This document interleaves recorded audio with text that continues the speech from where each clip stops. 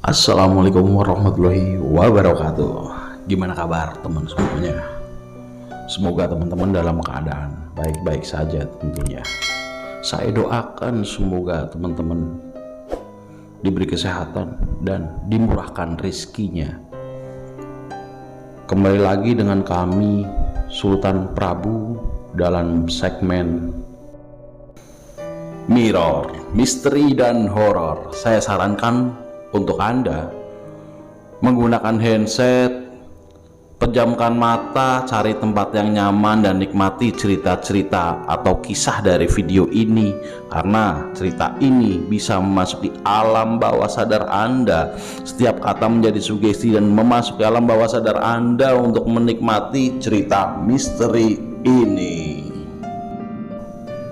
Kali ini saya akan membawakan cerita yang namanya sudah disamarkan, yaitu saudara Diro dan Bageng. Dimana kisi-kisi cerita ini adalah ketika pencarian ikan, saudara Diro dan Bageng ini bertemu dengan rombongan pembawa keranda mayat. Berawal dari pertemuan si Diro dan si Bageng ini, awalnya si Diro ini main ke tempat Bageng, yang akhirnya mereka bertemu. Mereka ngobrol-ngobrol, ngopi-ngopi. Terus si Diro ini ngajakin ke si Bageng, "Gang, gimana ntar kalau kita nyari ikan?" Tanya si Diro ke Bageng. Balas si Bageng jawab, "Mau nyari ikan di sungai mana? Jam berapa?" Ya abis Isya lah, sekitar jam 8 di Sungai Dayoh. Jadi informasi ya teman, ini Sungai Dayoh ini itu nama sungai julukan, dimana Dayoh kalau diartikan dalam bahasa Jawa ini itu tamu atau pendatang. Jadi mitosnya pendatang atau tamu tidak diperbolehkan di situ untuk melakukan kegiatan, entah itu mandi atau masuk ke air. Karena apa? Bisa ditumbalkan di situ. Sudah sering terjadi juga di sungai tersebut. Singkat cerita, jam 8, kurang lebihnya jam 8 malam, si Diro dan si Bageng ini udah ada di sungai tersebut. Mereka nyiapin segala sesuatunya, mereka bikin perangkap, di mana perangkap itu berbentuk seperti kolam. Kolam bertujuan agar ikan-ikan nantinya masuk untuk bertelur, berkumpul di situ. Nah, singkat cerita, perangkap ini sudah selesai. Si Bageng dan si Diro memutuskan untuk istirahat di tepian sungai tersebut. Sewaktu istirahat, mereka merasa dingin, yang akhirnya Diro dan Bageng ini memutuskan untuk bikin pengapian buat menghangatkan badan mereka. Sembari ngerokok, ngopi, ngobrol-ngobrol, bakar-bakar. Nah, si Bageng ini pamit ke si Diro untuk membuang hajat. "Dir, gua bentar ya, ini mau buang hajat dulu," ucap si Bageng ke Diro. Jawab si Diro, "Ya udah, jangan kelamaan, gak usah jauh-jauh, di situ aja." Sembari si Diro nunjukin sebuah tempat. Akhirnya gak lama juga itu si Bageng jalan buat buang hajat. Di situ si Diro sendirian. Gak lama dari itu, si Diro ini ngelihat kayak ada sekelebatan bayangan, yang dimana Diro anggap, oh mungkin itu Bageng udah balik, gak jadi mungkin, anggap si Diro. Tapi setelah diperhatikan, justru bayangan itu menjadi menyerupai bentuk seperti nenek-nenek, yang akhirnya sama si Diro ini tetaplah terus diperhatikan, bener itu nenek-nenek yang posisinya Nenek itu bawa ranting-ranting pohon, bawa kayu bakar yang digendong. Dengan langkah nenek itu pelan dan mukanya itu seolah-olah pandangan kosong, pucat juga. Di situ si Diro nanya ke nenek itu, nenek dari mana dan mau kemana? Tapi si nenek itu tetap jalan dan mengabaikan si Diro ini. Diperhatikan sama si Diro, nenek ini gak lama itu dilihat udah gak ada. Pikir Diro, mungkin ini si nenek udah belok ataupun masuk ke tempat yang lebih gelap, karena di situ juga gelap kan. Sembari si Diro duduk kembali itu di tepian sungai sambil ngerokok, sambil ngopi, sambil bayangin nenek-nenek itu siapa ya, nenek-nenek itu dari mana ya, nenek-nenek itu. Di situ si Diro ngerasain ada hal yang sedikit janggal juga, karena pas lagi duduk sendirian itu si Diro ini ngerasain di sungai gak ada suara jangkrik, gak ada suara kodok ataupun suara serangga lainnya, gak kayak biasanya. Jadi posisi dan situasi di situ suasananya sangat hening. Sembari berpikir seperti itu, si Diro masih rada bengong. Kerasa nih si Diro, ngerasa kalau di pundak dia ada jari tangan yang megang. Diro di situ ngerasa sedikit merinding juga kan, rada ketakutan. Perlahan si Diro ini diem. Astagfirullahaladzim. Ternyata di situ pas ditengok, itu si Bageng yang udah datang, udah balik dari buang hajat. Apaan sih lu, Geng? Bikin kaget aja kayak gitu. Ngapain sih bercanda kayak gitu di pinggir kali kayak gini? Ucap si Diro ke si Bageng. Akhirnya Bageng juga punya alasan. Ya lagian kamu di pinggir kali kayak gini kamu kelihatan ngelamun. Emang ada apa kamu ngelamun? Tanya si Bageng ke Diro. Terus mereka balik duduk lagi. Si Diro sedikit nih ngejelasin sama si Bageng. Gang, kamu ngerasa ada yang aneh gak sih?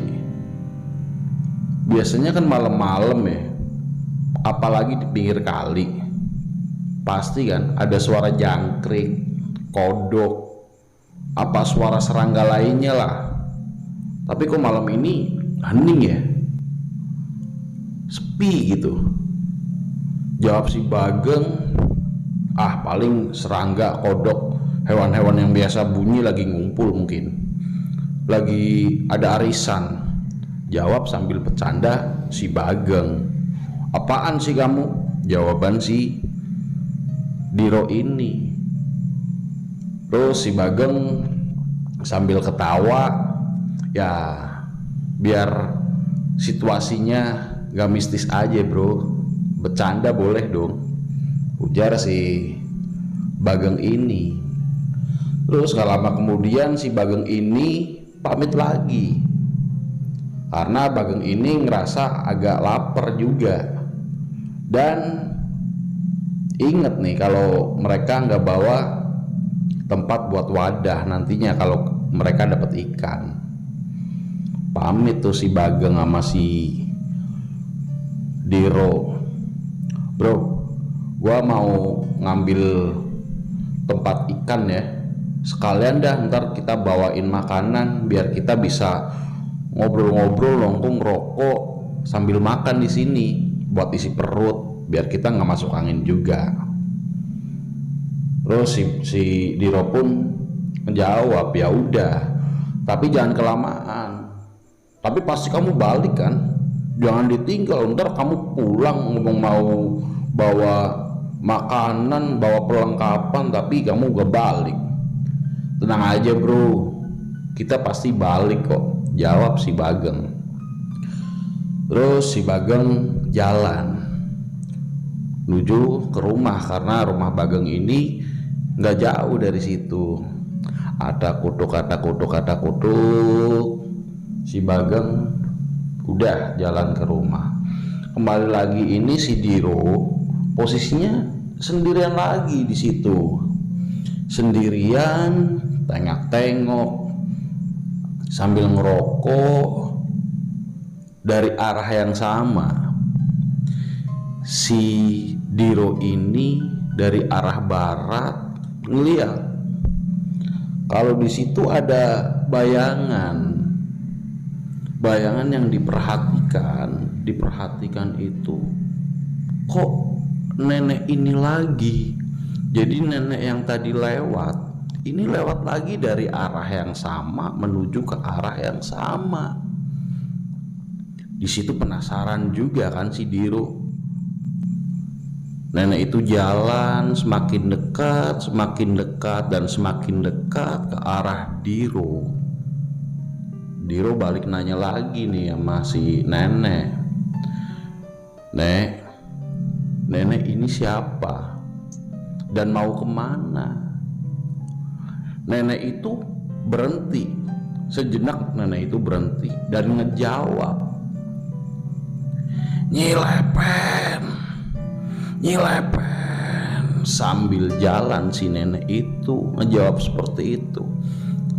Aneh yang dirasakan oleh si Diro ini, kenapa nenek itu ngejawab ngeluarin suara tanpa ada gerakan dari mulut si nenek tersebut, teman-teman. Diperhatiin tuh si nenek, gak lama udah gak kelihatan lagi. Di situ si Diro merasa agak-agak ketakutan juga, tapi sih itu udah jadi hal yang biasa buat si Diro, karena si Diro sering ngalamin hal-hal kayak gitu juga. Akhirnya si Diro istirahat lagi, duduk lagi, ngopi lagi, sekalian nunggu si Bageng dateng. Karena si Diro ini lumayan peka, si Diro ini ngeliat ya, ada titik cahaya di air, teman. Diro perhatiin, oh mungkin itu cuman pantulan sinar ataupun pantulan baterai gitu kan, pikir si Diro waktu itu. Gak lama kemudian ini Bageng dateng. Bro, ini udah kita bawain makanan buat isi-isi perut, sekalian nih bawa rokok lagi, takutnya habis rokoknya kan. Nah di situ mereka ngobrol-ngobrol lagi. Si Diro ini nunjukin nih ke si Bageng, Gang, nih lu lihat dah tuh, ada cahaya putih di air. Itu kalau kamu pikir itu apa? Dilihatlah tuh sama si Bageng sama si Diro. Jawaban si Bageng pun sama kayak pemikiran Diro. Mungkin itu mah cuman sorotan lampu, pantulan lampu ataupun baterai gitu. Oh, masuk akal juga jawaban si Bageng dan cocok juga dengan pemikiran si Diro. Balik si Bageng ini nanya sama si Diro, Dir, memang mau dicek jam berapa sih itu? Kali aja sekarang udah pada masuk ke perangkap ikannya. Jawab si Diro, ntar dah sekitar jam 12-an gitu. Gak lama dari itu sekitar jam 11 ya, baru jam 11. Tapi 5 atau 10 menit kemudian si Diro ini ngelihat kalau air yang ada di situ udah gerak-gerak. Jadi mereka di sebelah perangkap itu dikasih obor. Nyala dari obor itu ngepantul juga cahayanya di air. Jadi kalau air itu gerak, itu tanda kalau ikan itu masuk gitu. Nah, si Diro ini ngeliat kalau air-air itu udah gerak-gerak, itu berarti tanda ikan udah masuk.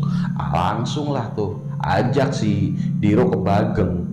Gang, nih sepertinya ikannya udah masuk. Yuk kita coba cek sekarang gitu. Terus singkat cerita, mereka udah ada di perangkap ikan itu. Di situ mereka merasa seneng banget. Bageng sama Diro ini langsung dah tuh perangkap ditutup, atas bawah ditutup semuanya. Di situ ikan banyak banget, saking banyaknya teman-teman. Si Diro sama si Bageng ini langsung masuk ke air buat tangkepin ikan, tangkepin semuanya terus. Dan tempat yang buat wadah air itu kurang. Akhirnya si Diro langsung nyari tempat nih buat wadah lagi. Dapat tuh karung, langsung tuh ikan langsung dimasukin ke karung. Sampai karung itu penuh, kurang tempatnya. Di situ ikan seolah-olah nggak ada habis-habisnya teman-teman. Akhirnya di situ ikan dilempar-lemparin lah ke daratan. Udah Gang, pokoknya ikan lempar-lempar aja, ntar kita beresin lagi, yang penting udah di daratan gitu. Ikan itu nggak habis-habis, mereka nggak sadar ada kejanggalan di situ. Sampai mereka capek, sampai mereka lelah sendiri, akhirnya mereka putusin buat istirahat dulu. Gak, mendingan kita istirahat dulu, ntar kalau kita udah fit lagi, udah enak lagi, kita ambilin lagi dah yang diperangkap gitu kan. Akhirnya mereka istirahat, mereka duduk-duduk dulu, nyantai-nyantai dulu sembari nunggu fit. Di situ si Diro ini ngeliat lagi ke sinar yang tadi itu dilihat sama si Diro. Jadi sinar itu yang di air itu justru tambah banyak. Tanya si Diro sama si Bageng, Gang, lo perhatiin dah tuh, cahaya di air itu kayaknya tambah banyak. Akhirnya si Bageng sama si Diro tuh diperhatiin cahaya itu ngumpul jadi satu, membesar jadi gumpalan asap atau kabut. Yang akhirnya mereka perhatiin, ternyata gumpalan asap dan kabut itu justru jadi segerombolan pengantar jenazah yang membawa keranda mayat. Keranda mayat itu digotong 4 orang yang di situ pakai baju hitam semua. Terus yang ngiring-ngiringin ini, yang nganter itu bajunya kayak daster putih, tapi ada juga sebagian yang lusuh dan berdarah. Muka mereka pucat, sebagian dari mereka mukanya juga nggak jelas. Ada salah satu dari mereka yang ujar si Diro ini memperhatikan si Diro. Langsunglah pandangan si Diro ini dialihkan, dan si Diro juga ngelihat di situ kalau salah satu dari mereka itu matanya lepas tapi masih ngegantung. Di situ Diro ketakutan sama si Bageng, mau teriak nggak bisa teriak, mau lari nggak bisa gerak.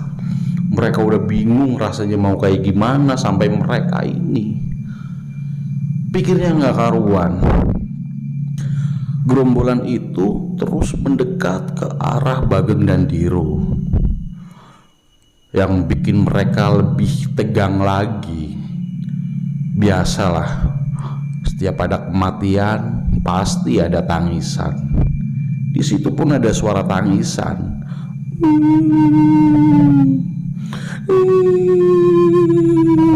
Mereka lebih ketakutan lagi, dan si Bageng dan si Diro ini nggak bisa ngapa-ngapain kecuali mereka cuman bisa berdoa, baca-baca surat pendek, zikir dan lainnya teman-teman. Di situ sampai mereka berpikir, si Diro dan si Bageng ini berpikir, apa mereka mau mati di sungai ini?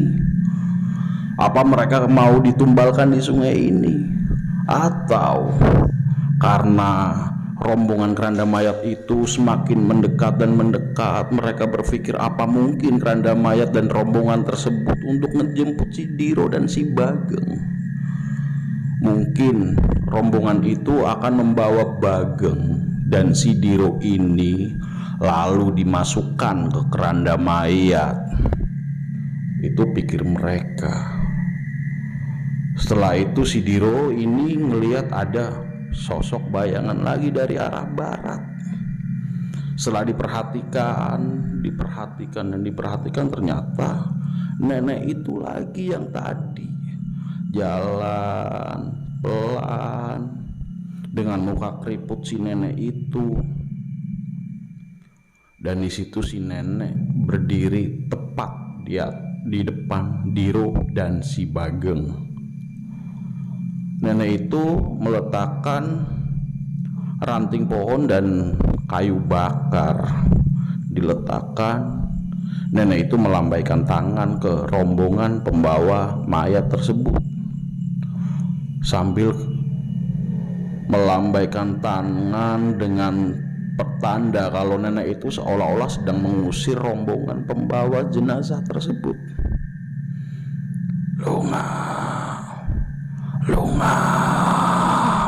sambil berbisik si nenek itu, yang akhirnya rombongan pembawa jenazah itu, pembawa keranda mayat itu perlahan mereka pergi.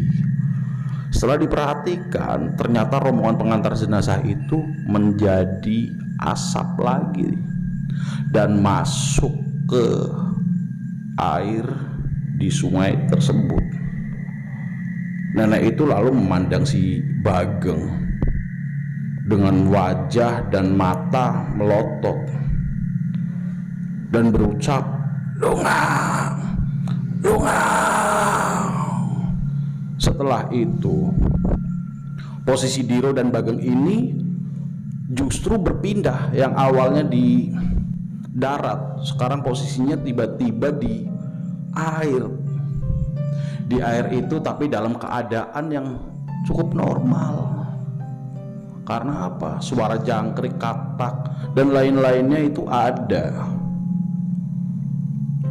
Mereka ngerasa sadar nggak sadar ini mimpi atau nyata.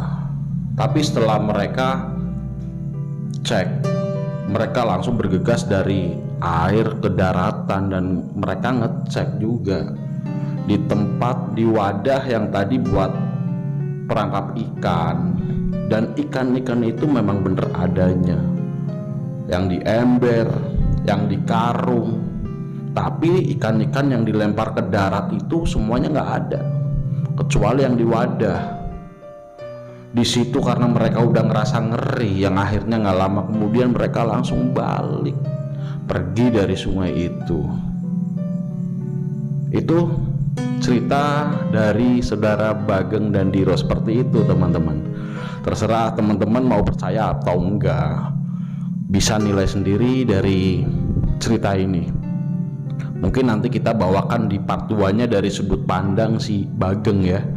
Dan di sini ada jawaban juga di part 2-nya kenapa kok mereka berdua ini akhirnya ditolong sama nenek-nenek itu yang nyebut nenek itu Nyi Lepen.